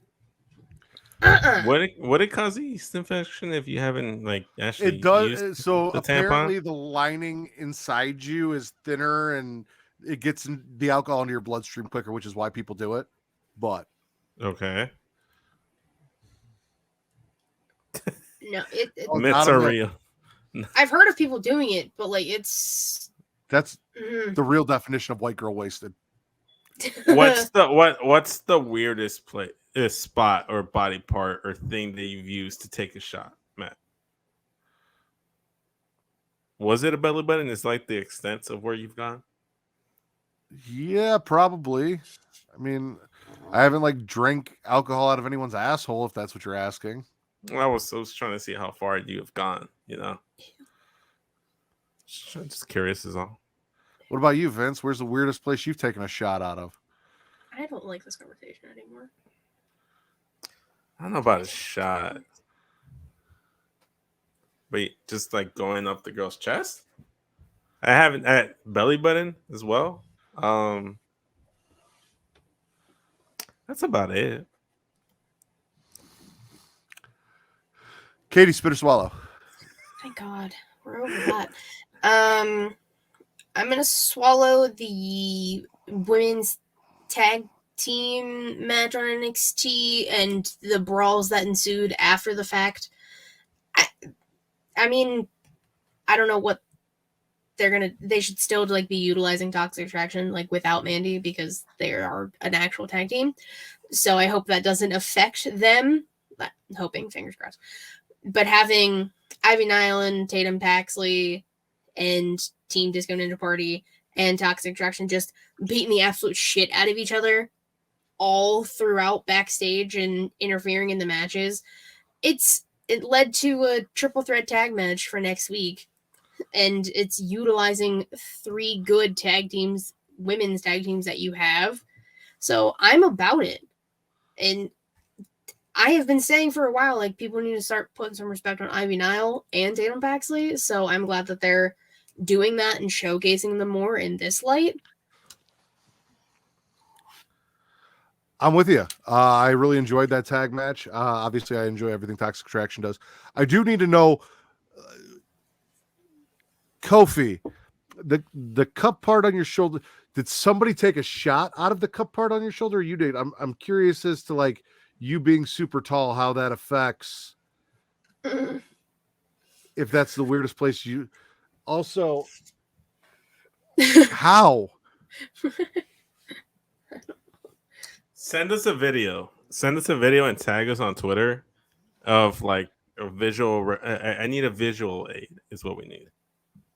That's what we need right now, Kofi. I'm with you guys. I thought the match was really good. The backstage brawls was fantastic. Setting up a triple threat match for the tag titles. I'm just more or less right now gargling everything Toxic Attraction until I see what they do with Mandy, with Gigi and JC after the Mandy Rose firing. I heard rumors that supposedly maybe they could, or speculation is a better word, that maybe they could have Sonya Deville be the new leader, or they could hire Chelsea Green to be the new leader, which I'm against both. Hold up. I'm against both. I'd like them to stay as a tag team, or maybe just break up Toxic Attraction and have Gigi go into the singles route. No. You don't need a leader for Toxic Attraction. Gigi and JC can do their own shit as a tag team. They don't need a third. There's no real, like, I get that Sonya came and helped and blah, blah, blah, and Sonya's not doing anything. But, like, that's not Sonya's group. And don't make Sonya a surrogate Mandy Rose just because they were a tag team at one point. And it would be a completely different dynamic. Like, Sonya's not that kind of person. No. Like, shoot. It would be a completely different dynamic to that group, and it's not needed. So just let them be them. Just let them be a tag team. Let them move up. Let them do some shit. I don't want to see anyone taking over for Mandy Rose. Period. All right. No, well, I didn't say I want to see that either. If they keep Toxic Attraction as a thing, I'd rather it be a tag team now. But I wouldn't be opposed to Gigi going solo, because I think at some point she should go solo, because she could be a top star in the singles women's division as well. I'm not advocating for that to be next week or anytime soon.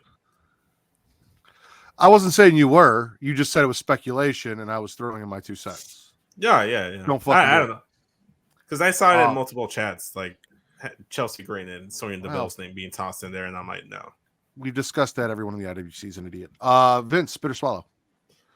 I am gonna go to Dynamite, and I'm gonna swallow the fact that the Lucha Bros and Pac, aka the Death Triangle, picked up another win. They're currently up 3-1 on the Elites. But I'm gonna spit the fact that Kenny Omega consistently gets on the fucking mic the last 2 matches for no reason. He doesn't need to get on the mic. I don't need to hear that man talk. But yeah, I'm swallowing it, but I'm gonna gargle my hesitancy because I feel like him mentioning it's like, oh, anyone that watches sports knows that a 3-1 deficit is not a good thing, yada yada yada. If they're trying to do a thing where they come back from a 3-1 deficit to win the tag titles, I'm fucking, what's the word I'm looking for? Not canceling, but like protesting. Boycotting. There you go. I'm boycotting Dynamite and Rampage if the Death Triangle blow a 3-1 lead to the Elite and they get the trios titles. I'm boycotting Dynamite because that's gonna be some bullshit, and I'm gonna be genuinely pissed. I'm gonna be genuinely pissed.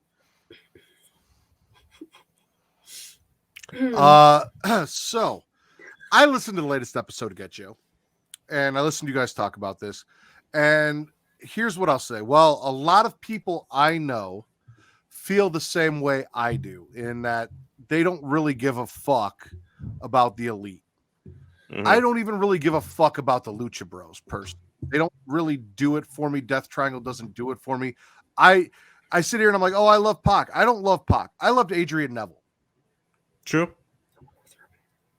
Loving Adrian Neville and loving Pac they're two completely like different utilizations people times in his life. Like, however, I do understand that there are a lot of people out there who watch All Elite Wrestling because of the Elite, who love the Elite, who find this whole best of 7 thing entertaining, and not everything in professional wrestling has to be catered to my specific tastes or Vince's or Katie's. There should be a little something out there for everybody. So while this isn't for me, and I am spitting the whole best of 7, I'm happy that Death Triangle won because I don't want to see the Elite win.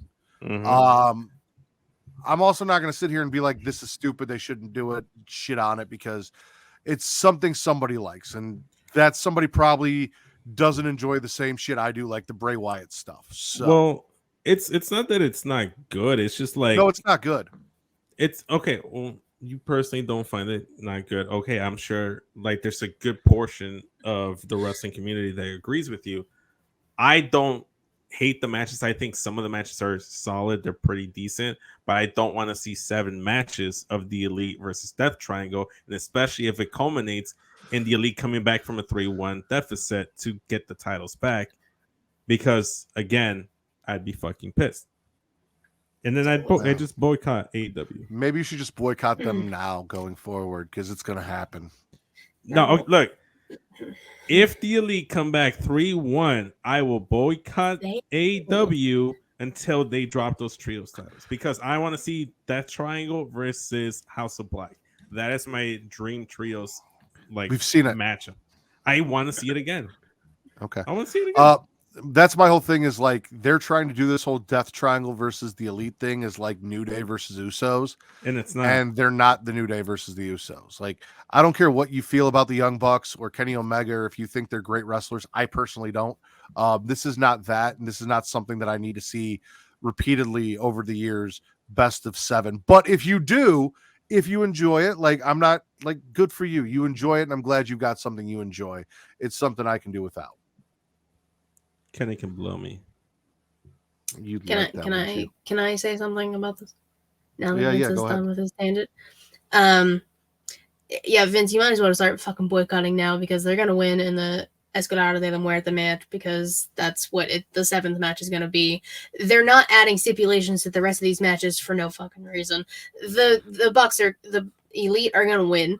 That's been the whole thing, and you're not the first person I've heard who would be boycotting AEW because of the Elite in some way, shape, or form. I know a lot of people who have recently. I don't understand it. I'll still watch it because there's things I like on there. That y'all do you, whatever. But yeah, they're gonna win. I mean, they're gonna. If they don't, I would be very surprised. True, and I agree with you. I agree with Hunter in the chat. I think this is gonna go seven matches. It's gonna go 7. 100% will. But that final 7th match should still go to Death Triangle. And like you said, you have a lot of stuff in AEW that you like. The Lucha Bros winning the Trios title and actually having some matches or doing something, I'm like, okay, this is good. This is something that I actually like. If it's again the Elite coming in and just like beating people that I like, or like seeing people that I like constantly like put other people over, then it just tunes me off of the product and it just makes me not want to watch. And the fact that it's still Elite, it's even enhanced then some.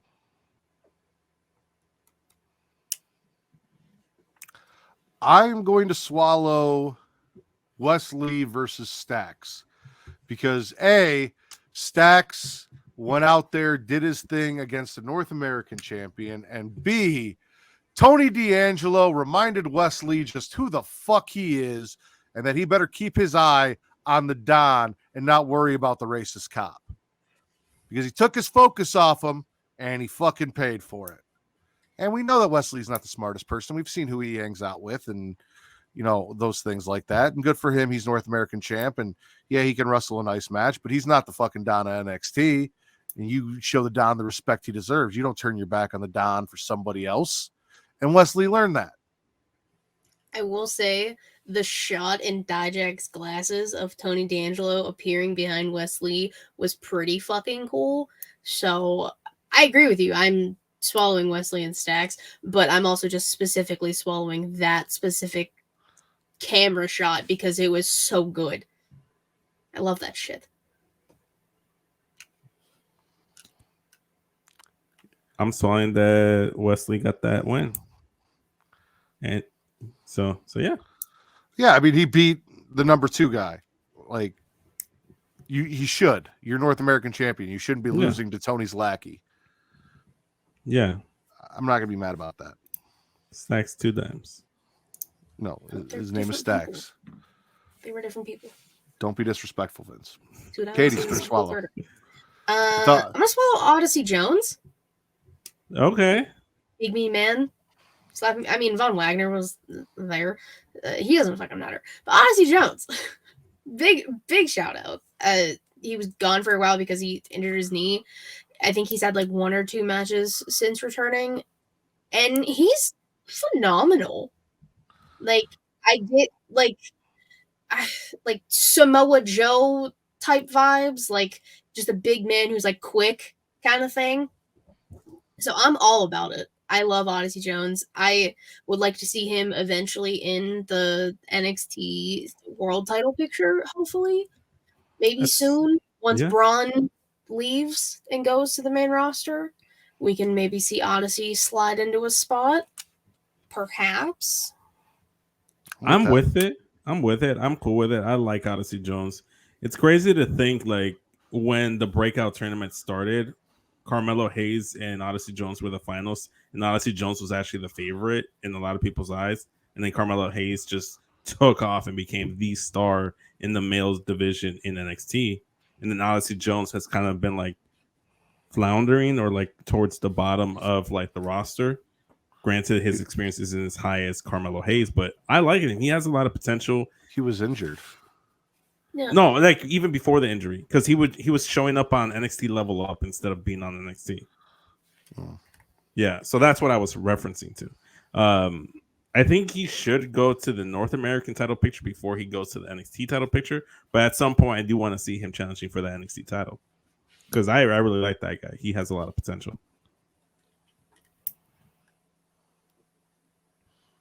Vince, better swallow. Speaking of potential, I'm going to swallow, and this had nothing to do with anything that happened on any of the weekly shows. I am swallowing Zion Quinn on Instagram in nothing but a bath towel, almost showing his whole dick to Instagram. Yes. This is not the first time he has done this, so This is this the was first nothing new time. to me. This is the first time I ran into it. I heard of this and I actively searched out Zion Quinn's Instagram and I tried to look for it. It was the second post that he had on there. And it was like, Merry Christmas, you filthy animals. I'm like, God damn it, that's a good Christmas gift from Zion Quinn. So I'm swallowing Zion Quinn just being a whole meat of a man. You just want to swallow Zion Quinn, is what you're saying. Who wouldn't want to swallow Zion Quinn? Look at I'm not have you seen disagreeing, the man? but okay, Matt doesn't, but I do. You know, Vince, there are days like today when you say things like what you just said. And we wonder. It makes me wonder some things about you. Right. Which I'm absolutely okay with. Like, Okay. I support you in all of your Endeavors. sexual endeavors and kinks and things like that. I'm just very curious because I'll tell you what, hearing the news that Zion Quinn was posing in just a towel did not make me go search out his Instagram to find that picture. I was not interested. There were many other developments about people that I could go search and find that happened this week that had my attention far more than Zion Quinn and towel. But if that's what does it for you, Vince, I support you as your friend and ally. So, look, Zion also, Quinn, stop trying to steal Katie's buy gimmick. Like, it's not. Yeah, fair. what the fuck, Vince? Porn a poppy and steal her buy gimmick. That's not fair. I'm not trying to steal anyone's that's bi homophobic. gimmick. I have not think at you any are. point claimed to be bi or anything. I am just comfortable with my own sexuality, and I can acknowledge when another man looks goddamn good. Because I'm like, goddamn, I can't look that good in the fucking towel. It's it's the fact that Vince heard and saw on the Twitter about Zion Quinn. Mind you, I follow him on Instagram, so again, I've seen this, so it's nothing new to me. He said, "Oh, I saw things about Zion Quinn in a towel." Actively searches for it. That's Because people, okay, so Vicente.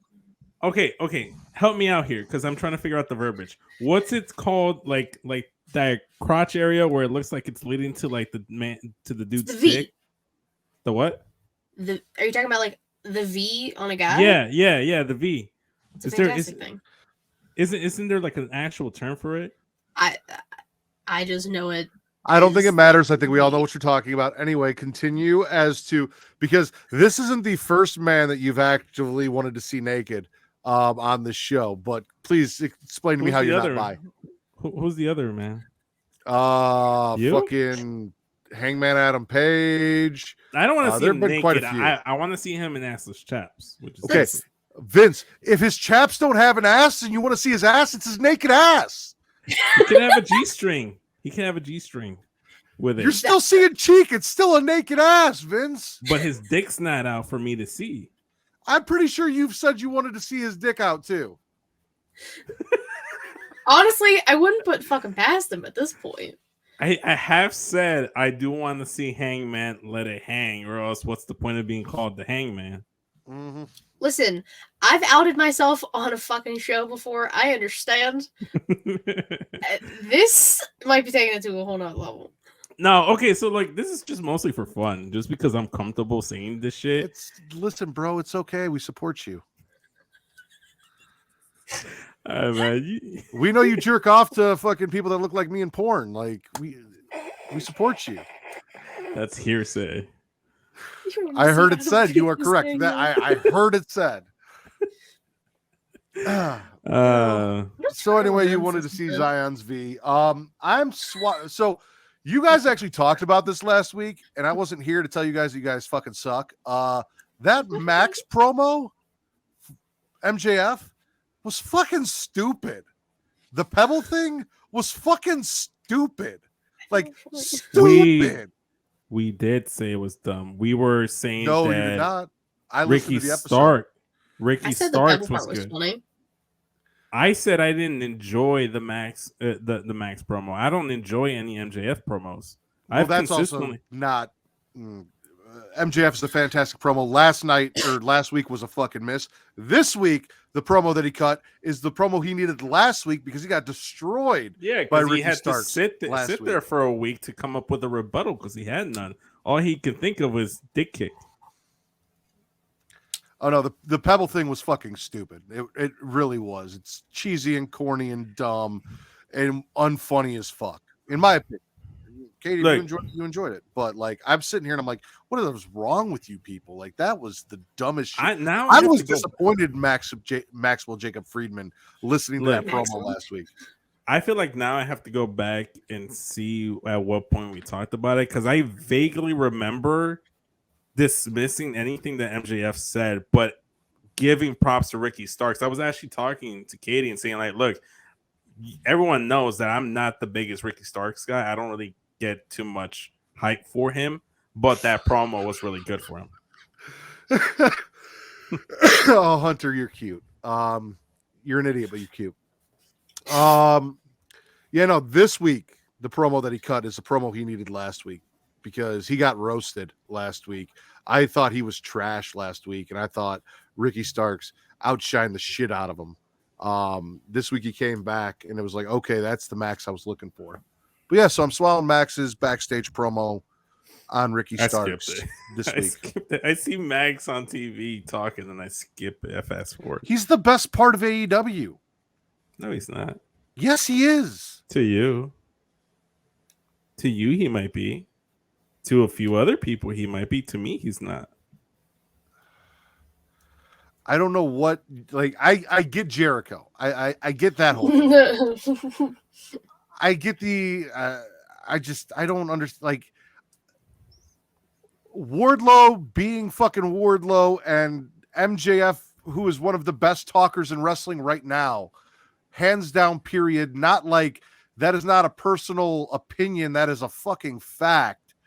Like your general enjoyment of objectively good shit sometimes weirds me out. Stop it. Maybe Vince. You want to praise Dominic Mysterio? You want to praise Dominic Mysterio as the best heel on Raw, but MJF sucks and I can't watch him. Get the fuck out of here. I've never said, and I've never said the word MJF sucks. I've said I don't enjoy MJF. I don't care for MJF, and I just skip him. We did make amends, Hunter, but then you said that Ricky Starks' promo was overrated, and that's just fucking stupid.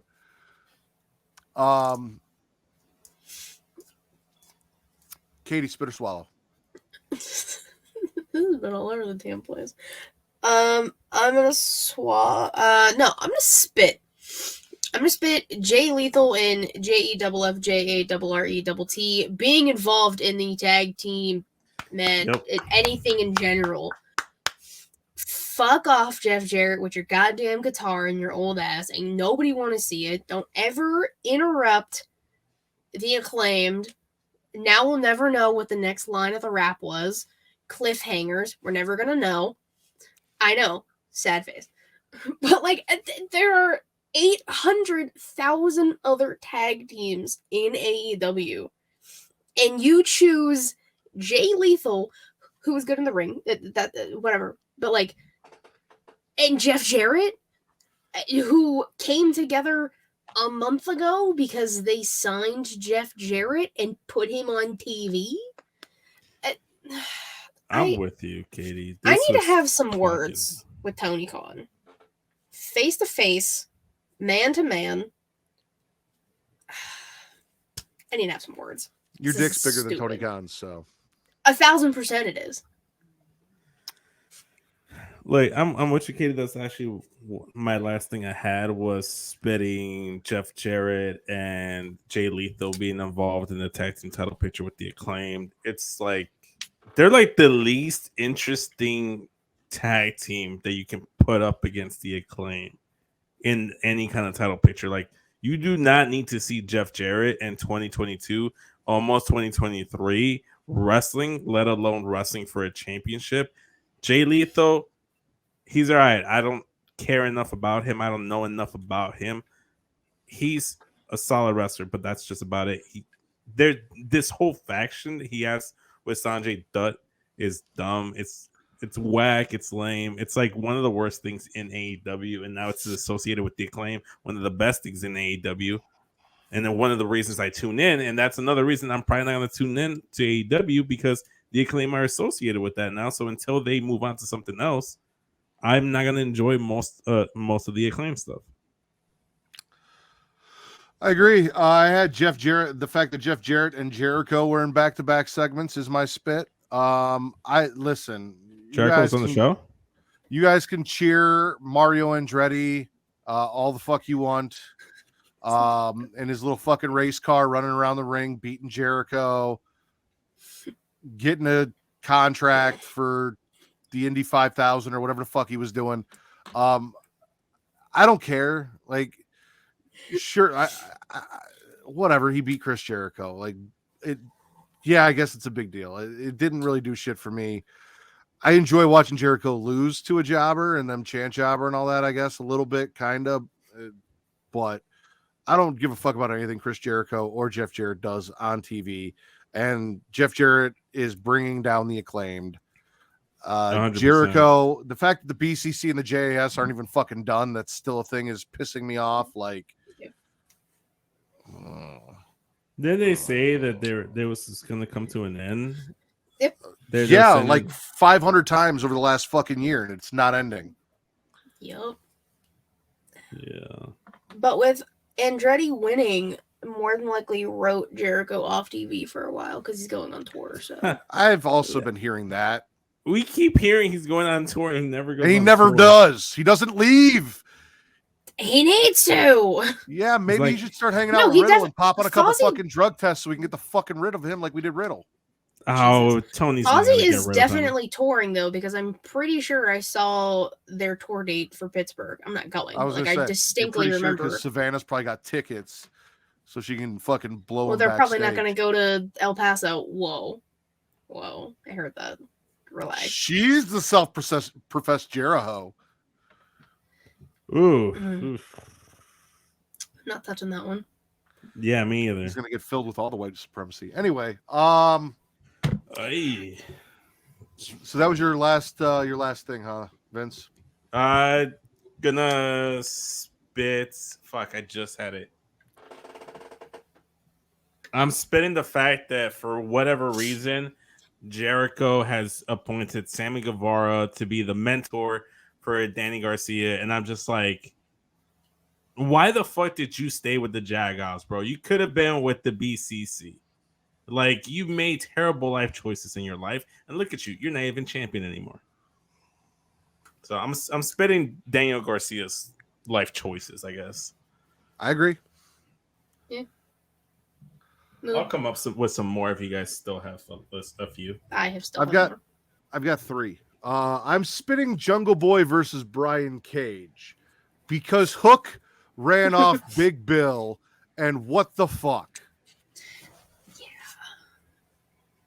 That's Like, that's a thing that's happening now. The Jungle. Don't get me Book wrong. is becoming- Jungle Hook is a fantastic name for, like, I'd be all behind that if fucking W. Morrissey, Big Bill, Big Cass, 7 Big foot ass. tall, can't teach that. I said Big Cass, not Big Ass. Yo, I know, yeah, but I like know. the picture. Yeah. Okay. Come on. 7 foot tall, can't teach that. Wasn't running from Hook's little Justin Bieber looking like bitch ass. It just. I just don't understand. Does that just mean they don't want Jungle Boy to be a singles guy? Because you're putting him now. Don't they with put Hook with Hook? like everyone? Was Hookhausen was a thing? Hookhausen was fun because of Danhausen. Danhausen's just fun. Exactly, but like that was the only other. He was a part of Team Taz, but like didn't really do anything. He wasn't like he wasn't really wrestling for them or with them. I don't know. Hookhausen was like his first. That I don't know. Okay. I don't know. I don't know anymore. It's stupid. I was spitting that too.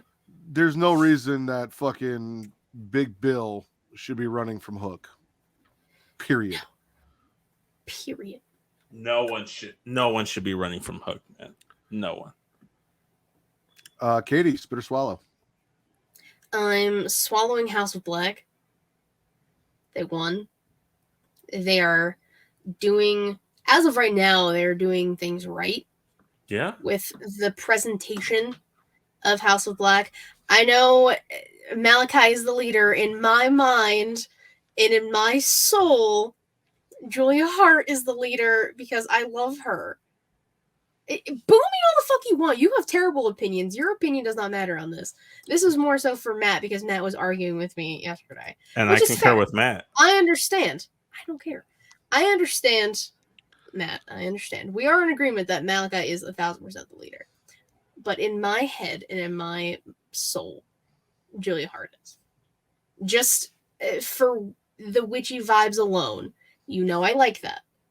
So that is why. Malachi's 1,000% the leader, like, point blank period. But Julia Hart exists as part of the House of Black. You are correct. And Misted Nick Camarado with the Black Mist. Apparently he's not blind, which, again, get your fucking Miss lore straight, AEW. It's disrespectful at this point. I just need consistency. Like, if these are the things that in the history of wrestling the Mist does, then have them do these things. Exactly. Pay some fucking attention to how important these things are and make them do what they're supposed to do. Mm-hmm. That was actually my last thing, Katie. I'm with you. House of Black wrecks the factory. Got to watch QT Marshall struggle to take off his stupid shirt and get black masked, which anytime QT Marshall gets the shit kicked out of him, I enjoy. House of Black wrecks the factory. Julia, squirts in fucking Camarado's eyes with the Black Mist. Why did you say that? It's a lot of misting this week. There was a lot of misting this week. A lot of squirting going on. It was a squirt heavy week. Mami at Burns is an apropos title then. Mm-hmm. Mm-hmm. Vince, you got anything else? Nothing that I can actually talk about until now, because it's all spoiler stuff for next week. No spoilers. Well, I can tell. Well, it's Nope. No, you can't. Katie, what else you got? Swallowing Hangman's promo from Dynamite. Oh yeah, that was good. I love me some cowboy shit. He ain't kind of like tug at the heartstrings like that. I don't know what I was expecting. Like, clearly we know he got his shit fucking rocked in the match with Mox. Like, was out, like, literally. So the fact that they're very much leaning into that, and the fact that, like, he said he couldn't remember his son's name when they showed him a picture. Like, if that doesn't break your heart, or like, yeah, exactly. If it doesn't do that, especially to parents, I don't even have kids, and I was, like, distraught and heartbroken over that. Like, I can't even imagine what you were fucking feeling up there. I couldn't imagine waking up and not being able to remember Vince's name. You're an idiot. Not like your own kid or anything. He's my son. And I'd beat you unlike Ray. I resent that statement. You can resent it all you want. I'm going to put you over my knee. Keep talking shit. You ain't going to do nothing. Man. I'll find you. You're going to find me as much as Katie found me that one time she was in Chicago. Jesus, are you still here? I need Natty. Jesus is out cold. Jesus is. I'm going to message Jesus tomorrow and get Natty, and I'm going to come and I'm going to give you a spanking and the COVID. Well, I'm moving. So. Spanking. So it's you better move quick. You better move within the next 72 hours. I'll be moved out before Max moved out. Katie, you got anything else before we close out the show? Just a special little swallow to Wardlow, War Daddy, War Dog. Okay. He was on Rampage. He was on Rampage, yes. And Samoa Joe just like very much. He was screaming Wardlow like he was Wendy when he was feuding with AJ Styles. So that was just entertaining for me. And I just can't wait for the actual one-on-one that we're going to get between the two of them. I don't know when that'll be, but I think New Year's Smash. I think I just saw the graphic for it. So that's going to be fantastic. New Year's Smash. Yes, that is what they call their show. Vince, what was your favorite show you watched this week? SmackDown, because I was there in attendance. Not surprised. Katie. I'll go Raw. I'm gonna go SmackDown as well. Maybe a little bit of recency bias. The only thing I didn't give a fuck about was the 6-man tag. Everything else was pretty good. And Uncle Howdy and Bray. So there's that.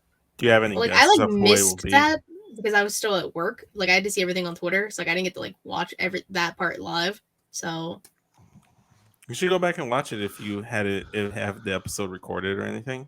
I didn't have the episode recorded. I didn't expect to be at work that long. So I have no guesses as to who it could be, Vince, and we need to close out the show. So for the Smackin' Raw podcast, SmackDown, best show of the week. Katie, please plug yourself. You can follow me on Twitter at KatieRasson13, link to I'm about to yell things, She Lead Showcase, twitch.tv/She Lead Showcase, typically Thursday, 6 p.m.-ish Eastern, next week's seasonal showcase. YouTube.com/She Lead Showcase. I say watch the videos because they're way more entertaining. Anchor, Spotify, Google Podcasts, Apple Podcasts, if you want to listen. She Lead Showcase is the brand and the weekly show, like I just mentioned. Inside the Mind of is an interview series I do. Matt and Vince have both been on it. It is done for the year. Next year, I don't know. I don't have any guests lined up yet. I'll work on that. And the Crowd is a collab show. It's gone through a lot of iterations. Everything's up on the channel. Savannah has 2 shows. Those are up on the channel. Star Time and Katie Kinsey Bebe. There's an episode out. Will I make another one? Maybe. I don't know yet. We'll fucking see. And I write for Floor Slapper Sports. I do a lot of stuff. Ta-da. Vince, Pornhub Poppy, plug yourself. You can follow me on Instagram and Twitter at SESVince. Hit the link tree in my bio. We'll take you to everything straight talk. We recently dropped an episode talking about the Chicago Bulls, and they continue to teeter down to the bottom. We're doing a holiday wish list episode that's going to be dropping on Monday. So go ahead and check that out. Straight Talk _pod is the Instagram. So go ahead and follow it there. Sub, download, like, all that good stuff. Rating. Really appreciate it. And the episodes are also available at floorslappersports.com. And as always, you can follow me on MTTRDDER, Twitter and Instagram. And no, not Instagram. Why would you follow me on Instagram? It doesn't exist. Twitter, you guys can follow me at Getting Off as well. If you want to check out our horror content, we recently dropped an episode on Texas Chainsaw Massacre. We may or may not be doing an episode where we sit down and do a live watch along for the Texas Chainsaw Massacre porno, as well as which will probably be Pornhub exclusive, as well as an episode on Christmas horror movies coming up very soon after the beginning of the year, because this is the last thing that you guys will be getting from us this year for either Getting Off or Smackin' It Raw. We are going on a 2-week hiatus. We will see you after New Year's weekend. Facebook.com/group/Smackin' It Raw. Link trees in my bio for everything that you need. I have no idea why I said Instagram. For Shaman of Sheelite, Miss Katie Kinsey Bebe, and the Pornhub Poppy, Vince Delgado, I am the patron saint of podcasting, the Warden Mad Ritter, and this has been the #1 wrestling podcast on Pornhub. See you next year, guys.